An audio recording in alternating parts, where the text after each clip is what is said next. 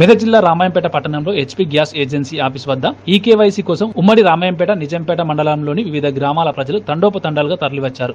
ఈ విషయమై gas agency office సిబ్బంది స్వామిని వివరణ కోరగా హెచ్పీ గ్యాస్ కంపెనీ ఆదేశాల మేరకు కస్టమర్లు వేలిముద్రతో ఈకేవైసీ నమోదు చేస్తున్నామని తెలిపారు. ప్రతిరోజు 500 వరకు ప్రజలు ఆఫీస్ వద్దకు బార్లు తిరుగుతున్నారని పేర్కొన్నారు. ఈకేవైసీకి ఎలాంటి గడువు లేదని, ఎప్పుడైనా ఈకేవైసీ ప్రజలు చేసుకోవచ్చని, ఎలాంటి ఆందోళనకు గురికావాల్సిన అవసరం లేదని వారు తెలిపారు.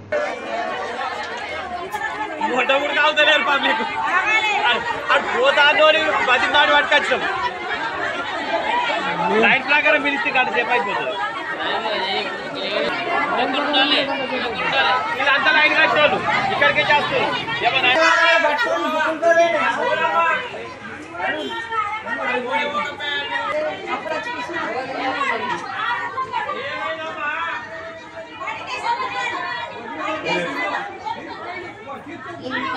చేయడం జరుగుతుంది అందరు వినియోగదారులకు. దీనికి సంబంధించి ఎలాంటి గడువు తేదీ ఇంకా ప్రకటించడం జరగలేదు. చాలా ఇంకా వ్యవధి సమయం ఉంది.